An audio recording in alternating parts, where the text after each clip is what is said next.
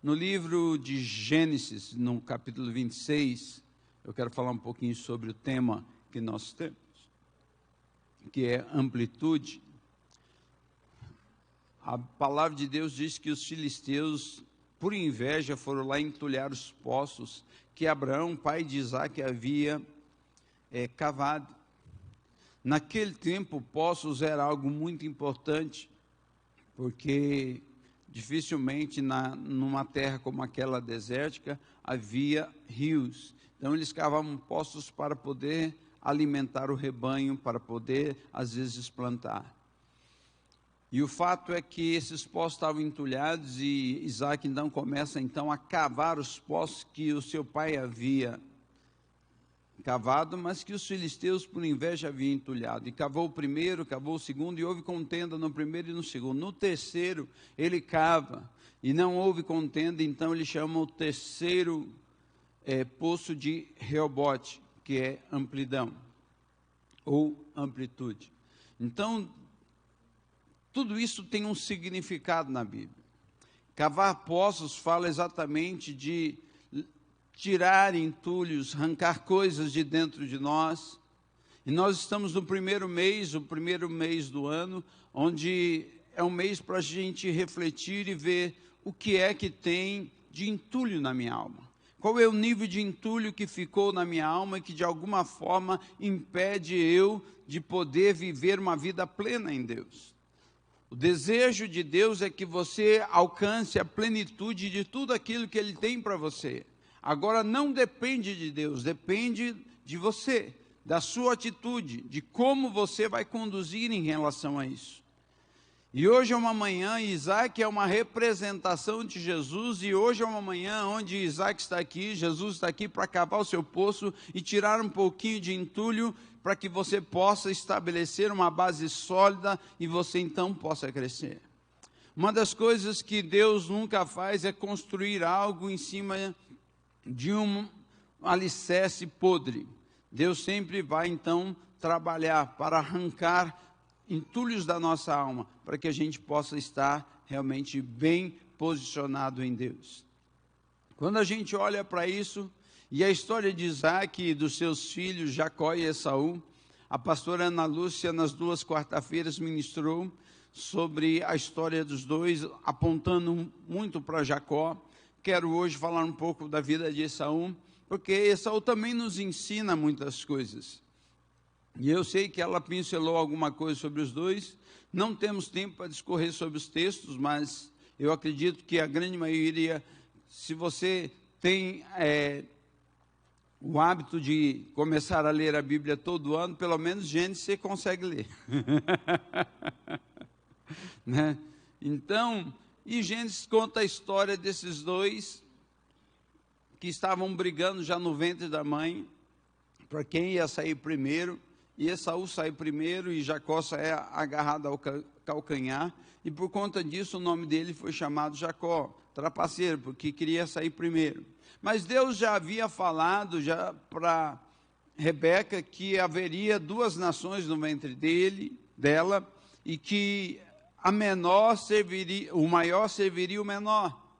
E eu falo assim, quando Deus fala algo, quando Deus libera uma promessa, isso quer dizer que isso vai se cumprir. E muitas vezes o que acontece? O homem, ele quer dar uma ajudazinha. A mulher, às vezes, principalmente a mulher gosta de, às vezes, dar uma ajudazinha para que as coisas se cumpram. E a gente conhece a história que um dia Esaú saiu para caçar, volta faminto, e Jacó vê a oportunidade para ganhar a primogenitura, e Esaú vende então a sua primogenitura por um prato de lentilhas. E quando a gente pensa, o que é isso, primogenitura? Para nós hoje não tem muito significado para o povo ocidental, mas para o povo oriental isso é muito sério. O filho primogênito, ele tem porção dobrada em toda a herança. Então, ele só tinha 2 filhos, Isaac, então quando fosse repartir a herança, quando ele vende a primogenitura, Jacó tem direito a receber 2 partes, enquanto que Esaú tem direito a receber só uma parte. E ele vende essa primogenitura por um prato de lentilhas, ele jura diante do Senhor, e assim ele pega e pede a primogenitura. Mas o fato é que quando Isaac já está velho, avançado em dias, não consegue mais enxergar, sua vista está escurecida, ele chama Esaú porque ele queria abençoar Esaú como filho primogênito. E Esaú então sai para caçar, enquanto isso Rebeca ouve. E aí eu falo onde a mulher quer dar uma ajuda para Deus. Deus não precisava disso. Mas ela então manipula toda uma situação, e manipulação é pecado. Diga, manipulação é pecado. Então Rebeca então manipula toda uma situação para que Jacó pudesse então receber a bênção. E Jacó então recebe a bênção no lugar de Esaú. E quando Esaú chega com o guisado pronto depois da caça e descobre que Jacó rouba a bênção dele, ele fica muito indignado. E essa é a palavra que a pastora Ana ministrou sobre a indignação, né?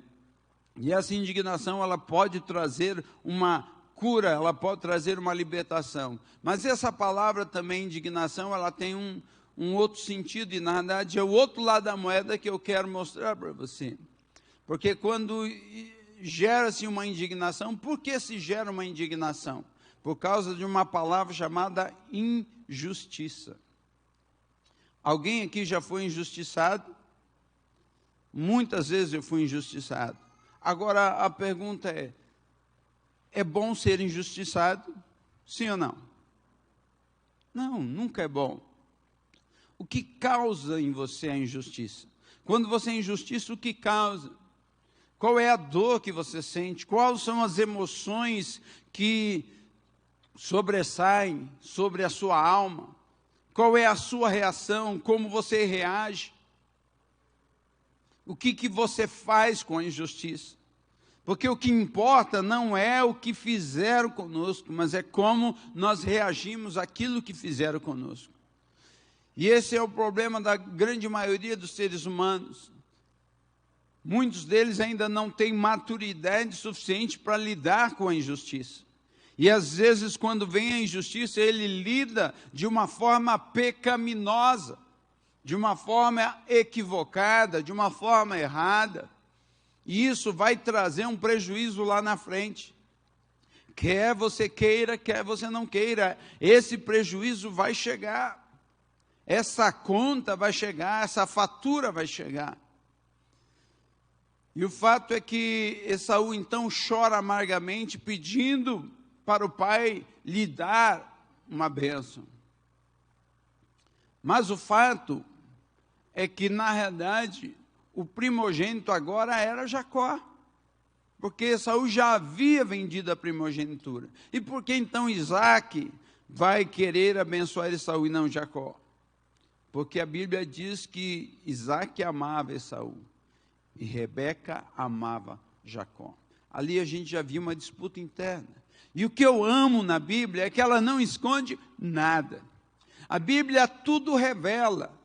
A história dos patriarcas estão cheias de situações adversas que aconteceram no seio familiar, que traz para a gente como uma grande experiência para que a gente possa realmente não errar.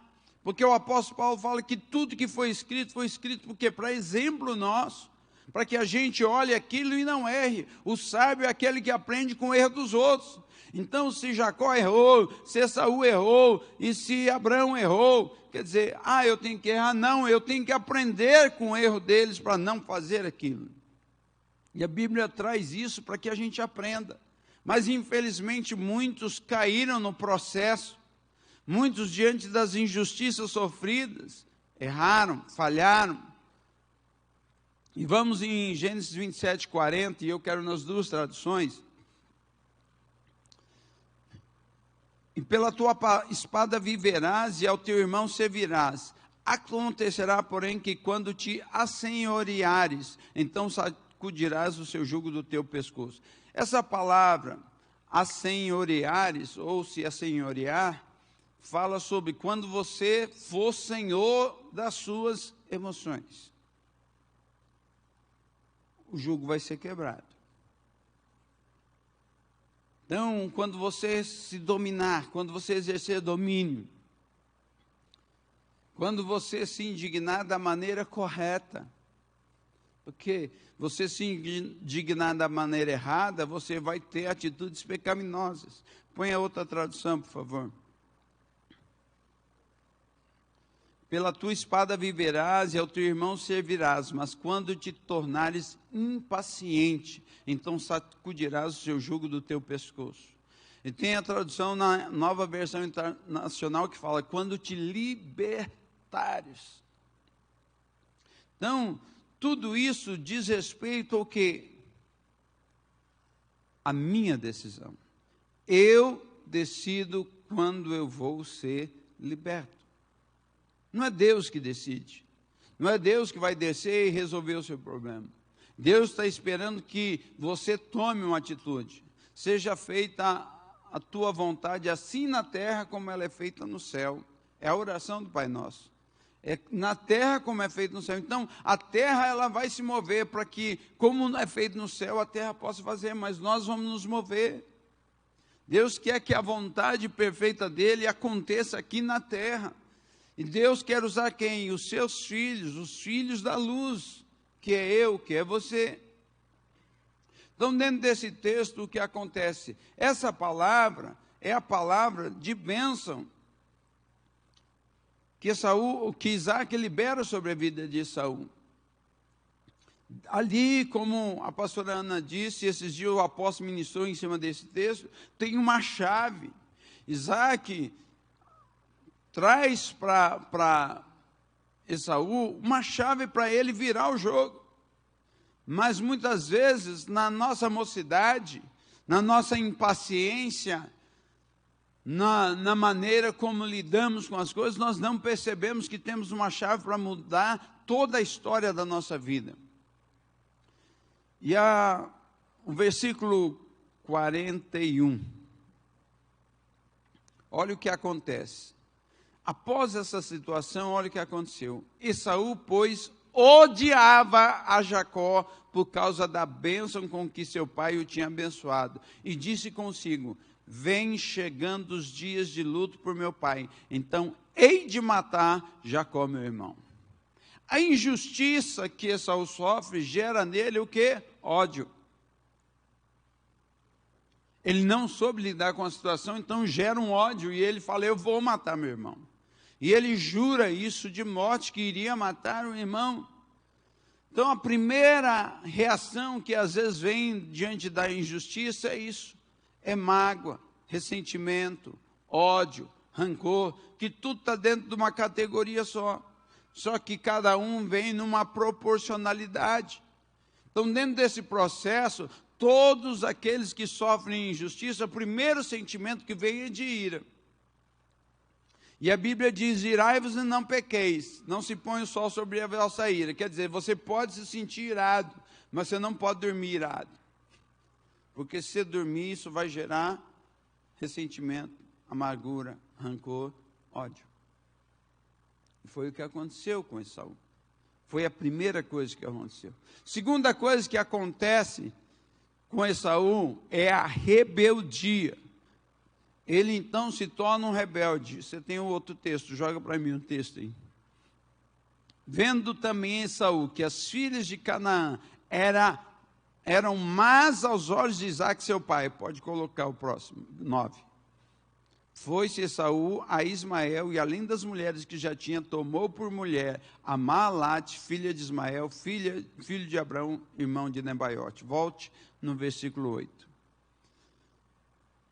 Eram más aos olhos de Isaac, seu pai. Então, ele falou assim, eu vou lhe punir.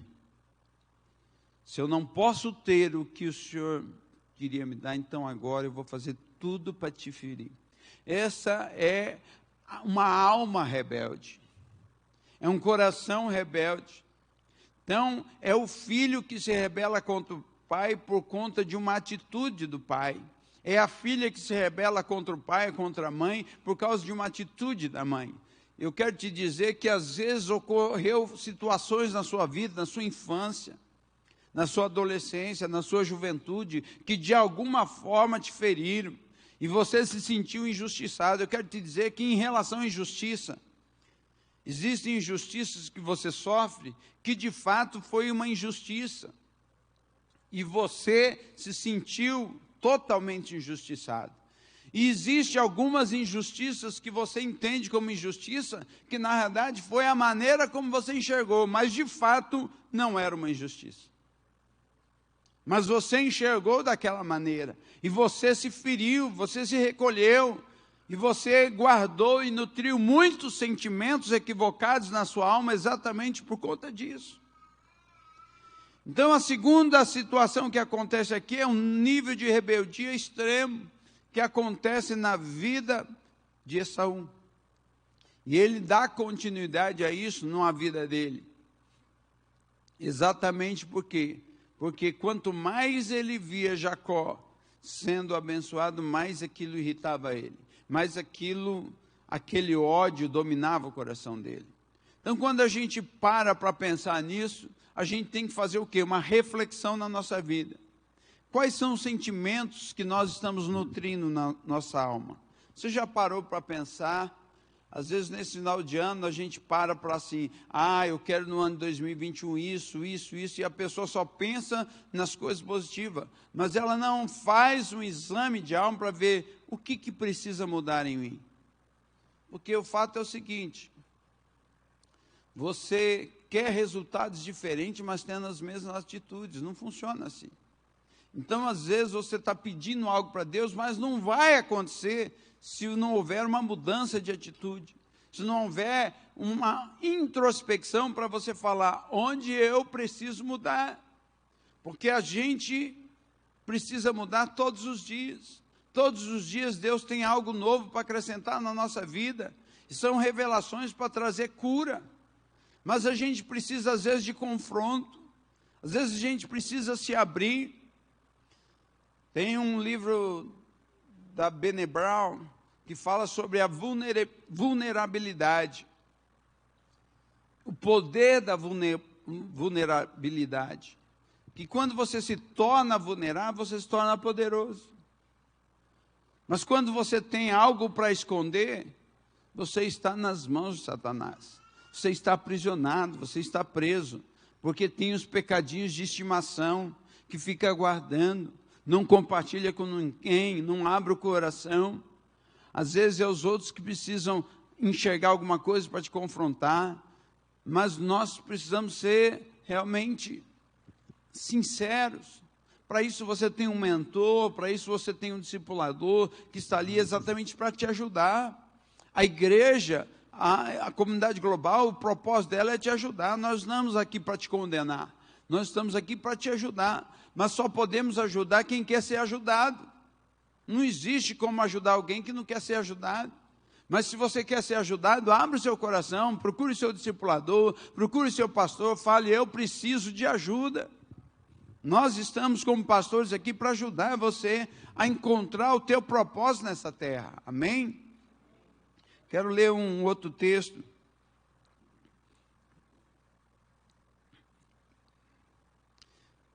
Gênesis 27, 39. Só que eu quero que você ponha a outra versão, a versão AA, que é a Almeida atualizada, né?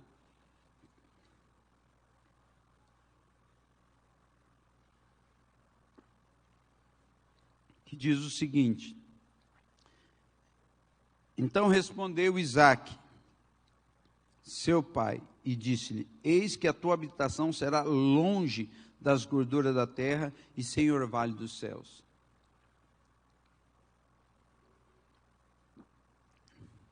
Isso fala de um homem errante, de um homem que a terra não vai produzir as coisas para ele.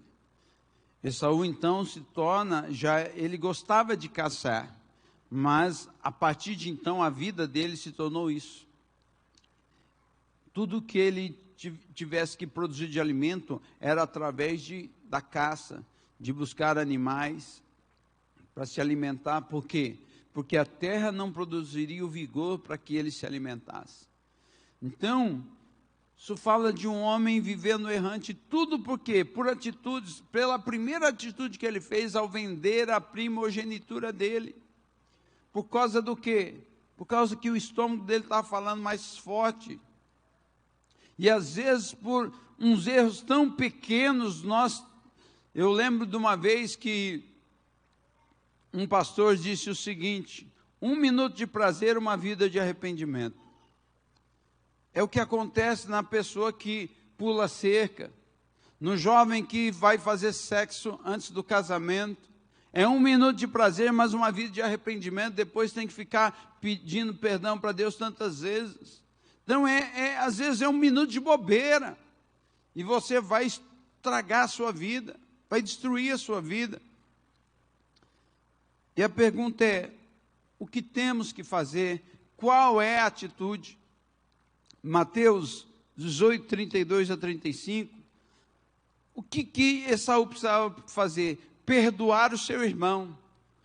A vida vitoriosa na vida de Esaú estava exatamente quando ele se libertasse, quando ele fosse senhor das emoções dele. E para ele ser senhor das emoções, o que ele precisava? Ele precisava perdoar o irmão. Mas Esaú ficou 21 anos nutrindo esse sentimento de ódio, de raiva, de rancor, de ressentimento, de amargura. E quantas pessoas às vezes estão dentro da igreja, culto após culto, ouvindo a palavra de Deus e ficam da mesma forma, nutrindo sentimentos em relação aos seus irmãos. Nutrindo sentimento porque acha que o irmão A é mais queridinho que ele. Eu quero te dizer uma coisa: Deus não tem filhos prediletos. Não importa que aqui os homens tenham preferências, Deus não tem preferência. O que Deus quer é que você o prefira acima de qualquer coisa. E é isso que vai fazer a diferença. É o quanto você prefere Deus ao invés de qualquer outra coisa. Em Mateus 18, 32, 35, você conhece essa história, e eu vou só no final dela, que é do credor incompassivo. Então seu senhor, chamando a sua presença, disse-lhe: servo malvado, perdoei-te toda aquela dívida, porque me suplicaste. Próximo. Não devias tu também ter compaixão do teu companheiro, assim como eu tive compaixão de ti? Indignado seu senhor o entregou aos verdugos, até que pagasse tudo o que devia. Então o que acontece? A falta de perdão te tortura. A falta de perdão faz com que demônios sejam liberados na sua vida. Para quê? Para te torturar. E aí você vive uma vida de amargura, vive uma vida de ressentimento, simplesmente porque você não libera perdão. Não, pastor, mas você não sabe a dor que eu senti. Mas o fato é o seguinte: você vai para o túmulo com essa dor, se você não decidir perdoar. E vai viver uma vida de desgraça, miséria, e sempre sendo torturado. Uma pessoa que não perdoa, o fim dela é chegar a um nível de depressão. Porque ela sempre vai se colocar como vítima. Sempre vai se posicionar assim, como vítima. O mundo conspira contra mim. Sempre ela vai achar que todo mundo está errado, só ela está certa. Porque sempre se sente injustiçada diante de todas as situações que possam ocorrer na vida. Mas entenda, quem sabe faz a hora, não espera acontecer. Não é um versículo, mas eu gosto.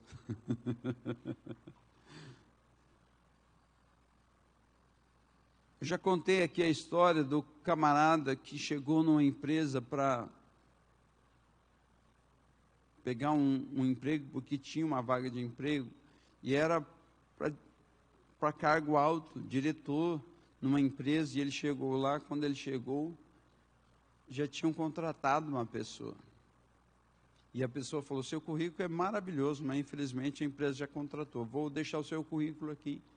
E ele estava alinhado, de terno, gravata. Falou: infelizmente eu só tenho vaga para segurança.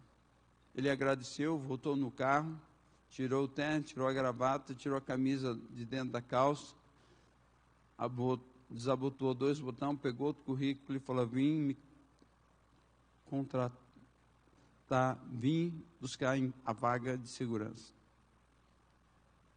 e foi contratado como diretor. Mas a pessoa que se sente injustiçada, o que ele ia fazer? Está vendo? Sempre chego atrasado. Sempre vem alguém na minha frente. É sempre desse jeito.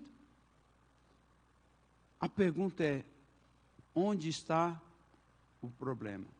Dentro de você. A vitória ou a derrota na sua vida sempre vai estar dentro de você. Segunda coisa que eu quero falar aqui sobre perdão é que a falta de perdão provoca sentimentos de vingança, que é exatamente isso que nós vimos em Esaú, mas olha o que diz Provérbios 24, 29. Não digas, não, é aquele mesmo que você estava lá. Não digas, como ele fez a mim, assim o farei eu a ele. Pagarei a cada um segundo a sua obra. Então, não é fazer isso. Não é ter esse sentimento, porque geralmente quando você é injustiçado, qual é o primeiro sentimento? É de querer retribuir na mesma moeda, olho com olho, dente por dente. Mas Deus está falando, não faça, não diga isso. A falta de perdão impede de você ser perdoado. Mateus 6,15. Se, porém, não perdoardes aos homens as suas ofensas, também vosso Pai vos não perdoará as vossas ofensas. E o problema é esse, que todos os dias as pessoas vêm para casa do Senhor e falam, perdoa-me, ó Deus. Mas muitas vezes Ele não estende essa benevolência às outras pessoas que estão à sua volta. Isso fala do relacionamento dentro de casa. Marido com esposa, esposa com marido, pai com filho, filho com pai. Porque é dentro de casa que acontecem os problemas. É ali com quem você enxerga todo dia. Com quem você está lidando todo dia. Às vezes é no seu trabalho com quem você lida todo dia. E ali você começa a nutrir. Eu quero te dizer que não tem algo que te traga mais mal do que você começar a nutrir emoções negativas e ir engolindo isso na sua alma. Isso vai te destruindo. E você precisa exercer o perdão. Hoje é o dia para você perdoar. Quarto ponto. A falta de perdão retarda as respostas às nossas orações. Quando estiveres orando, perdoai, se tendes alguma coisa contra alguém. Quando estiveres orando, perdoai. Então aí você fala, parece que a minha oração não passa do teto, claro. Coração rancoroso, ressentido, amargurado. Se tende alguma coisa contra alguém, para que também vosso Pai que está no céu vos perdoe as vossas ofensas.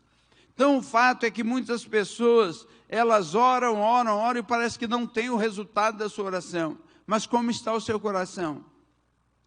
Um coração quebrantado e contrito, Deus não despreza. O que é um coração quebrantado e contrito? É um coração perdoador.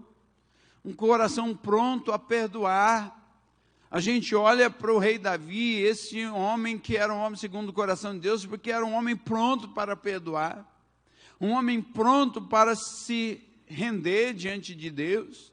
Deus quer que a gente chegue nesse nível de estar, de se render diante do Senhor. 5. A falta de perdão nos leva a ver a falha nos outros, mas não as nossas. Mateus 7, 3 e 5. E por que vês o argueiro no olho do teu irmão e não reparas na trave que está no teu olho? Ou como dirás a teu irmão, deixa-me tirar o argueiro do teu olho quando tens a trave no teu? 5. Hipócrita, tira primeiro a trave do teu olho, então verás bem para tirar o argueiro do olho do teu irmão.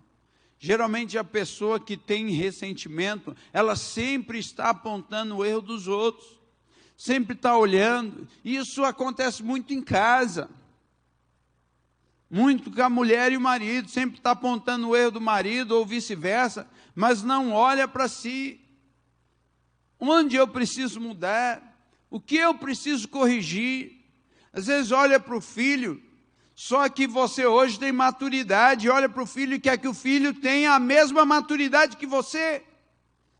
Você na idade dele era muito pior, com toda certeza.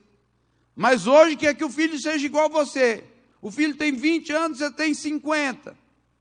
e quer que o filho de 20 tenha a maturidade de 50. E aí fica ressentido porque cria expectativas acerca do filho, da filha. Eu quero te dizer, hoje é o dia de você liberar perdão. Hoje Deus quer curar as famílias. Deus quer trazer restauração. O último ponto do perdão. A falta de perdão nos leva a andar nas trevas. 1 João 2:11. Mas aquele que odeia seu irmão está nas trevas, e anda nas trevas, e não sabe para onde vai, porque as trevas lhe cegaram os olhos. Isso é muito sério. Por isso que Esaú andava errante, porque ele ficou cego pelo ódio, ele ficou cego pela rebeldia, ele ficou cego pelo rancor, pelo ressentimento. Tem gente que fica cego. E a Bíblia é muito clara, um abismo chama outro abismo. Começa com uma injustiça sofrida, e a pessoa abriga um sentimento errado, e aí começa um atrás do outro, vai acumulando aquilo. Depois de 21 anos se passaram daquele momento onde Esaú falou assim, que ia matar o seu irmão. Deus então intervém na situação, e nós vamos ler esse texto agora, lá em Gênesis. Levantou Jacó os olhos e olhou, e eis que vinha Esaú e 400 homens com ele. Você acha que Esaú estava querendo paz com Jacó? Não, ele foi com 400 homens de guerra. Então repartiu os filhos entre Leia e Raquel e as duas servas. Jacó já tinha 12 filhos, então ele já vai separando e faz grupo. Porque qual era a ideia de Jacó? Se ele ataca um, o outro escapa. Porque ele já estava, pôs a serva e seus filhos na frente, Leia e seus filhos atrás desses, e Raquel e José por último. Quer dizer, a preferência, né? Pois Raquel e José por último, porque Raquel era a mulher amada e José era o filho queridinho. Então, o que ele faz? Põe por último, que se morrer todo mundo, eles têm chance de correr e escapar. Próximo. Mas ele mesmo passou adiante deles, e inclinou-se em terra 7 vezes até chegar perto do seu irmão. O que Jacó fez? Se humilhou. Se inclinar aqui, quer dizer, é sinal de reverência. Isso para um judeu, isso para o povo oriental é muito sério. A pessoa se inclina, ela está mostrando respeito. E ele então se quebranta diante do irmão. E olha o que acontece no versículo 4. Então Esaú correu-lhe ao encontro. Não foi Jacó.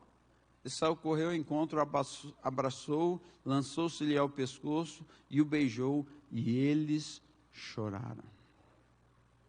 Conserto. Hoje é uma manhã de conserto. Deus quer trazer conserto na sua casa. Deus quer trazer conserto na sua família. Entenda uma coisa: não existe um ser humano perfeito na face da terra. Ponha isso na sua cabeça. Não existe.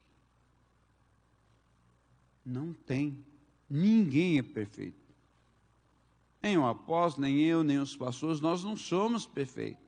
Nós somos seres humanos que estamos cada dia lutando para vivermos o melhor tempo de Deus na nossa vida. Sempre nos alinhando com o propósito de Deus nessa terra. Então, que você possa entender. Deixa ele tirar uma foto. Senão ele fica sofrendo aí, tentando tirar 200 fotos. Então, tente realmente entender o propósito de Deus na sua vida. Quero que você se coloque em pé no seu lugar. Quero chamar a equipe de louvor. Eu quero que você analise como está a sua família. Sua filha te magoou. Ela errou, seu filho errou, sua esposa errou, seu esposo errou. Hoje é dia de perdoar. Hoje é dia de restauração. Hoje é dia de cavar poço e tirar o entulho, meu irmão. E às vezes você pode estar sentado no banco e falar assim: eu não tenho nada. Eu quero te dizer uma coisa. Deus é o Deus que revela tudo. Você pode chegar na sua casa e Deus te lembrar de algo. Às vezes durante a semana Deus vai fazer você lembrar essa ministração e você vai lembrar de algo. Então não perca a oportunidade de perdoar alguém essa semana. Seja no seu trabalho, aquela pessoa chata, que faz você ser uma pessoa que ora mais, aquela pessoa que te desafia. Às vezes os filhos nos desafiam, às vezes são pessoas no nosso trabalho que nos desafiam. Eles não estão ali para nos parar, eles estão ali para nos alavancar, a nos fazer pessoas cada vez melhores.